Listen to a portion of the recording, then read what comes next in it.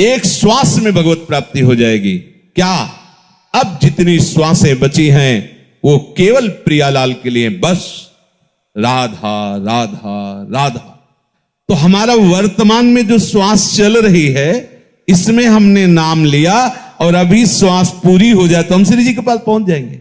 हमें घबराना नहीं है, हमें निश्चय करना है कि अब तक जो व्यर्थ आयु गई, समय गया गया, अब नहीं जाने देंगे। अब लो नशानी अब ना नशे, अब नहीं।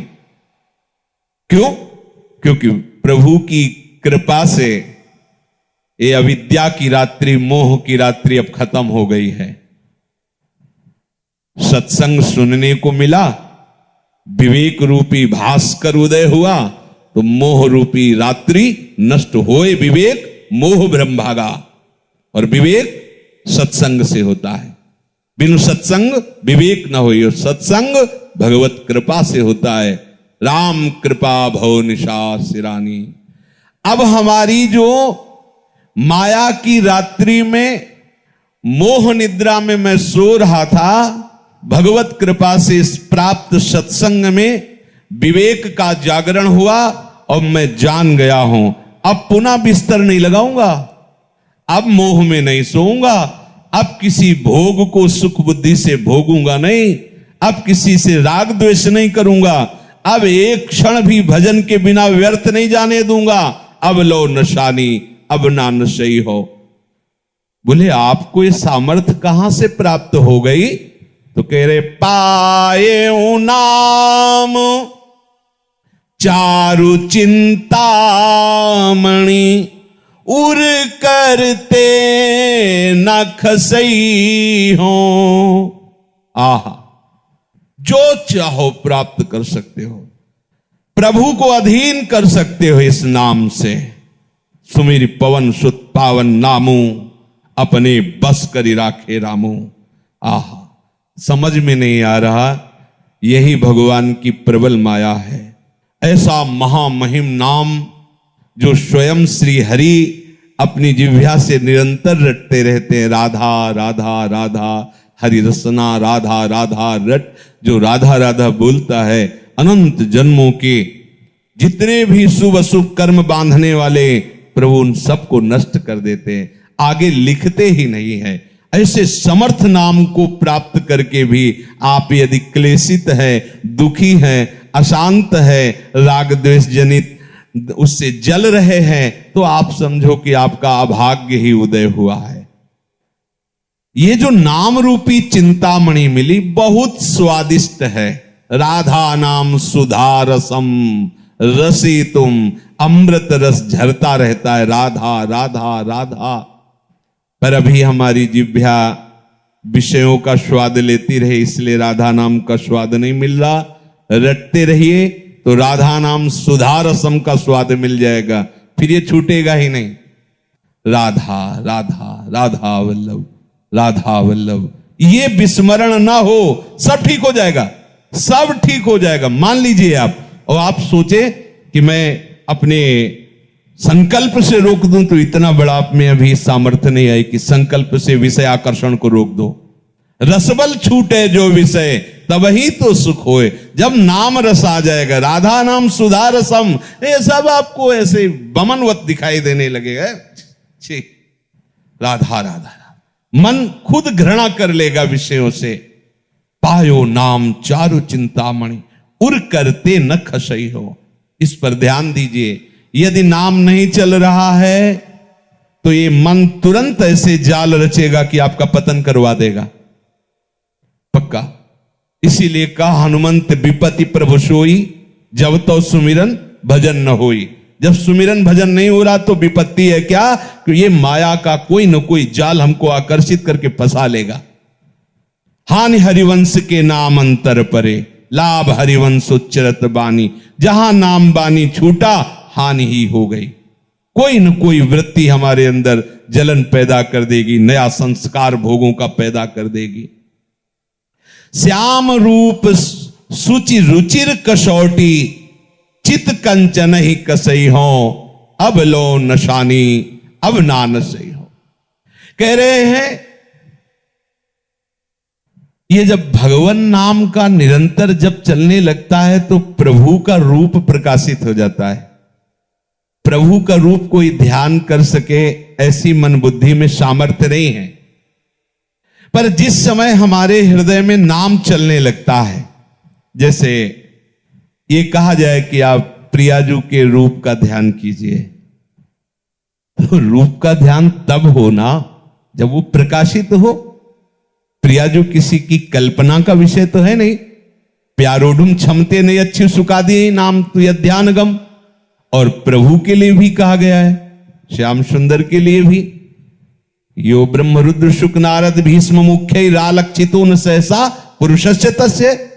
इन बड़े बड़े महापुरुषों के लिए कह दिया गया, मुनिमन ध्यान धरत नहीं पावत। बड़े बड़े मुनिजन प्रभु श्री हरि का ध्यान धरना चाहते, पर वो पूर्ण रूप से हृदय में उनका ध्यान नहीं लगा पाते।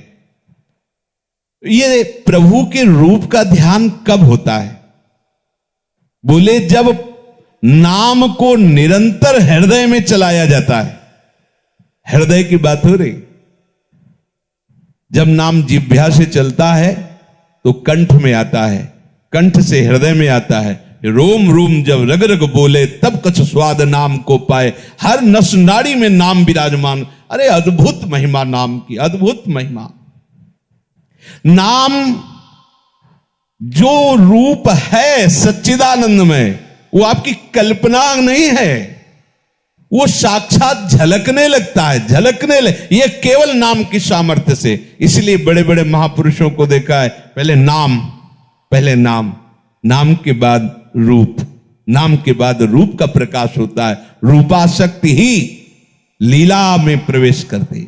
जब रूपाशक्ति बढ़ जाती है तो छिन छिन बिहरत संग, छिन छिन निरखत प्रेम भरी, छिन जस कहत अभंग, यह जो कृपा हरिवंश की। वो प्रतिपल उसी रूप के सानिध्य की लालसा से युक्त होकर निरंतर उन्हीं के समीप रहने लगता है। और ये रूप ऐसा है, ये कौन बात जो अबही और अबही और अबही और है, ये प्रतिपल वर्धमान रूप है। इसीलिए कभी भी रूप का पान करते हुए तृप्ति ही नहीं होती, क्योंकि प्रतिपल वो नया नया रूप प्रकाशित होता रहता है।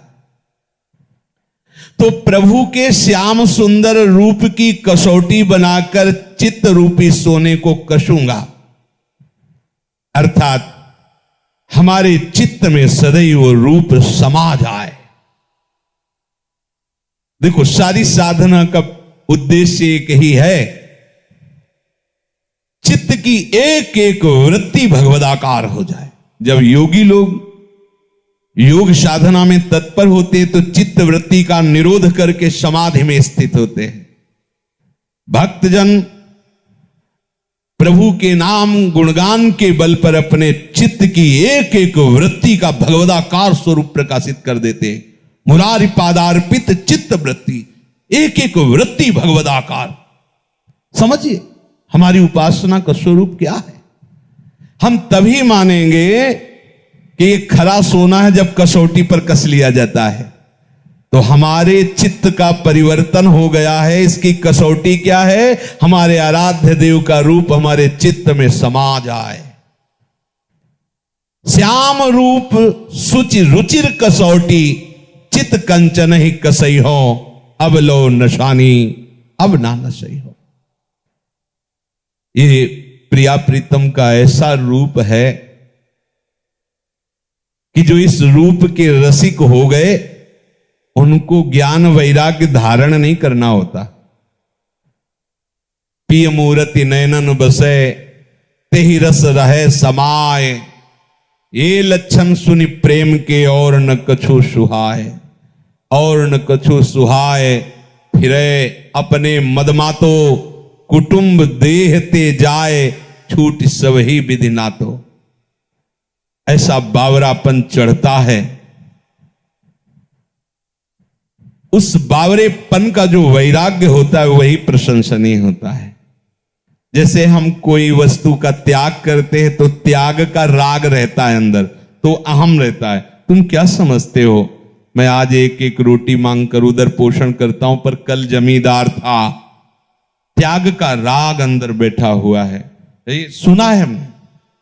पास में एक संत रहते थे, वो धनी घर से थे। तो किसी संत से उनका कुछ ऐसा मनमुटाव हो गया, तो कहा तू क्या समझता है, तेरे जैसे नौकर थे मेरे घर में, तेरे जैसे नौकर थे मेरे घर में, ये तो भगवत प्राप्ति के लिए बाबा जी होना, तुम ऐसा वैसा समझते हो। क्या हो गया, बाहरी विषयों का त्याग होने पर भी अंतर में जो विषय का त्याग का राग है, अहम है, वो भगवत प्रेम नहीं होने देगा। खास बात है अंतर से विषय राग का त्याग, चाहे वो ज्ञान मार्ग हो चाहे वो प्रेम मार्ग हो। अगर हमारा किसी भी वस्तु व्यक्ति स्थान का राग अंदर है तो आप ना ज्ञानी हैं, ना आप वैरागी हैं, ना आप प्रेमी हैं। जब विवेक जागृत हो गया तो वो राग का नाश करता है ज्ञान मार्ग में। और भक्ति मार्ग में जब रूपा शक्ति हो गई तो बावरापन आ गया, तो अपने आप सब छूट जाता है। और ये छूटना ऐसा प्रशंसनीय छूटना होता है कि पूछो मत। इसमें वस्तु का स्वरूप से भी त्याग, उसके राग का त्याग, उसकी स्मृति का त्याग। आई ब्रजनारी सुनत बंसीरो, गृह पति बंधु बिसारे, त्यागे नहीं बिसारे, विस्मरण है। कुटुंब देह ते जाए छूट सब ही विधि नातो। अगर ये बातें आपके हृदय में नहीं है तो धीरे धीरे भक्ति का पाखंड रूप हो जाता है, भक्ति रोग ग्रसित हो जाती है, पाखंड होने लगता है, अपने मान सम्मान की रक्षा के लिए नाटक होने लगता है। शुद्ध भक्ति से हम रहित हो जाते हैं। अपने प्यारे के रूप रस का पान करने की जिसके हृदय में व्याकुलता पैदा हुई है वो सावधान हो जाए, नाम न छूटने पावे, नहीं रूप आप संभाल नहीं पाओगे। नाम ही ऐसी सामर्थ्य है जो रूप को आकर्षित करके हृदय में बंदी बना देता है। आराध्य देव का रूप कभी जाता ही नहीं है, हर समय बना रहता है। भाई जी महाराज बहुत विचारवान महापुरुष, उन्होंने कहा प्रभु यदि सामने हो तो भी नाम मत छोड़ना। आप देखो कितने घाटे का सौदा आप पसंद कर लेते हो, यहां कह रहे प्रभु सामने हो तो भी नाम मत छोड़ना। त्रिभुवन की राज्य लक्ष्मी देने पर भी आधे पल के लिए नाम मत छोड़ना। और हम उपासक हैं, हमारी दशा क्या है, थोड़े से अपमान की स्थिति में हम घंटों बोलते रहते हैं, थोड़े से सुख लाभ के लिए हम प्रभु का विस्मरण कर देते हैं। कैसी हमारी उपासना है, क्या हमारी भक्ति की स्थिति है? इसमें कसौटी कसो अपने चित्त को कि प्रभु के चिंतन के सिवा और क्या चिंतन होता है। ध्यान दो, अंदर अंतर्मुख होकर देखो। अगर आप ऐसा चिंतन नहीं करते, केवल बहिर्मुख इसी मान अपमान निंदा स्तुति लाभान सुख दुख में विचरण करे, तो आप संसारी हो, चाहे जो वेश धारण की हो, उससे विशेष लाभ आपको नहीं मिलेगा। हमारी उपासना का स्वरूप है देह राग विस्मरण होकर के प्रभु के स्मरण में तन्मय हो जाना। तन्मया नाम चल रहा है, रूप चल रहा है, प्रभु की कोई बातें हमारे चित्त में आह्लाद उत्पन्न करें, उसी में डूबे हुए सेवा में हैं, कीर्तन गान कर रहे, लीला गान कर रहे, नृत्य कर रहे, उत्साहित हो रहे। हमें ये नहीं देखना कि कोई देख रहा है इसलिए मैं ऐसा कर रहा हूं। अगर ऐसी भावना है तो फिर शुद्ध भक्ति प्रकाशित होने में विलंब लगेगा। हमें केवल अपने आराध्य देव को देखना है। मेरे प्रिया प्रीतम सा, उनके लिए मैं नाच रहा हूं, उनके लिए मैं गा रहा हूं, उनके लिए ही हमारा जीवन है। अगर आप ऐसा चलेंगे तो आप में ऐसी सामर्थ्य आ जाए कि ये इंद्रियां आपको फंसा नहीं पाएंगी। गोस्वामी जी कह रहे परबस जान हंस्यो इन इंद्रिन निज बस होए न हंसई हो। जब मुझे भगवत शरणागति नहीं मिली, भगवान नाम महिमा मेरे हृदय में प्रकाशित नहीं हुई, तब तक इन इंद्रियों ने मेरी दुर्दशा कर दी।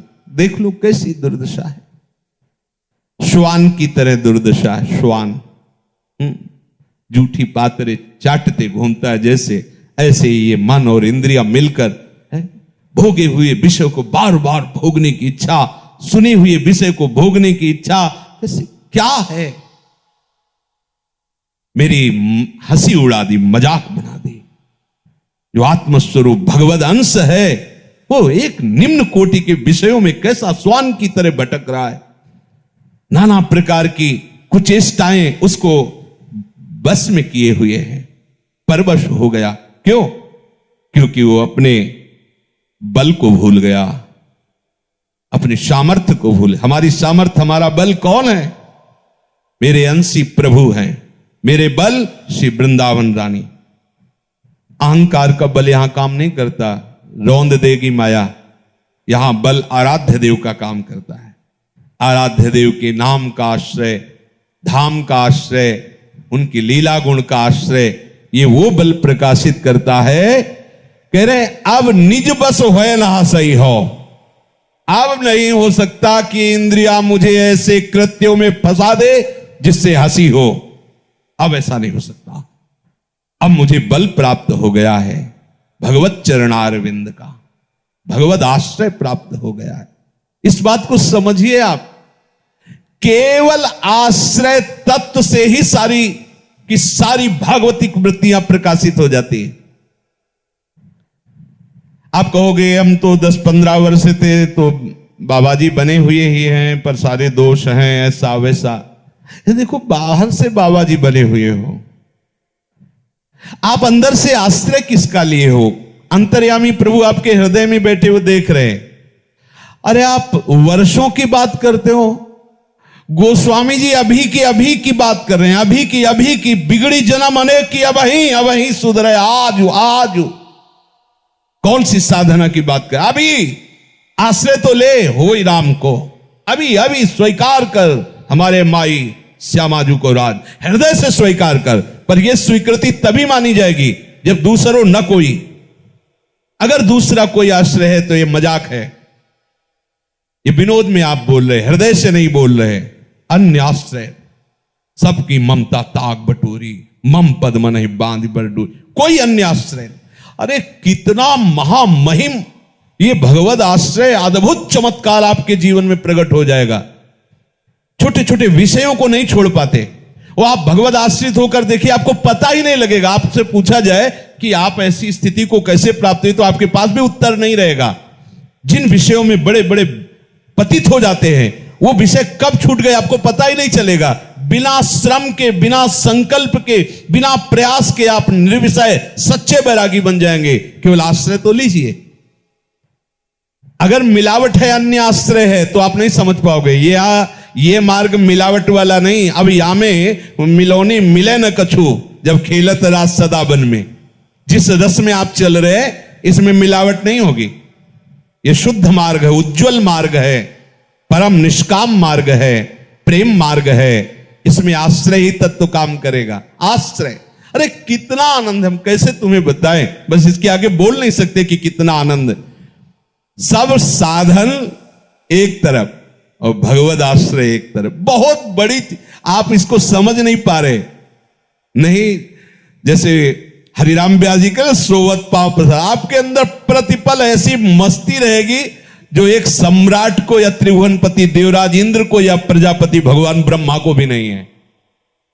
आप सच्ची वाली, आपको जिस समय गर्व होगा कि अरे प्रिया प्रीतम मेरे स्वामी, मैं उनके चरण आश्रित, आनंद की सीमा नहीं रहेगी। पर हम लोग ये बात सुन लेते हैं, इसे धारण नहीं करते। क्यों? अमुक अमुक का आश्रय है, किसी व्यक्ति का, वस्तु का, स्थान का, धन का, बुद्धि का, विद्वता का, साधना का। इसीलिए चित्तवृत्ति डगमगाती रहती है।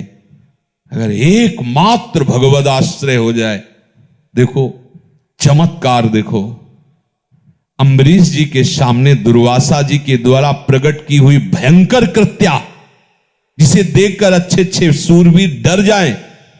एक कदम भी महाराज अम्बरीश का पीछे नहीं हुआ। भागवत में पढ़ के देख लीजिए, जैसी मुद्रा में खड़े थे वैसे ही खड़े। देखो भगवद आश्रय का चमत्कार। ऐसा होते ही भगवान का दिव्य पार्षद प्रकाशित हो गया, सुदर्शन चक्र, कृत्या को नष्ट किया। अब आप देख लीजिए, तपस्या का आश्रय लेने वाले भाग पड़े। भयंकर कृत्या प्रकट होने पर अम्बरीश जी का कदम पीछे नहीं हटा और भगवत पार्षद ने कृत्या को नष्ट किया। जे ही उनकी तरफ बढ़े, भाग पड़े दुर्वासा जी, क्यों? तपस्या का आश्रय है। कहां भागे? त्रिभुवन में भागे, भगवान के पास भी गए। भगवान ने कहा, यह सुदर्शन अस्त्र मेरा है, पर इस समय मेरे आज्ञा में नहीं, अब इस समय अम्बरीश जी की आज्ञा में है। अम्बरीश जी क्षमा करे तो तुम्हारा क्षमा हो सकता है, नहीं तो सुदर्शन तुम्हें जला देगा। भगवद आश्रय हृदय में बैठा लिए। ये जो हम शरीर का आश्रय लिए हैं, भोगों का आश्रय लिए हैं, अपने रिश्ते सामने संबंधियों का आश्रय लिए हैं, ये नाशवान है। ये तुम्हें सुख नहीं प्रदान करेगा, ये दुख योनयः, इसे दुख ही दुख प्रकट होता जाएगा। मान लो, संतों और शास्त्रों की बातें मानने से ही भगवत तत्व प्रकाशित होता है, उसे जान जाओ।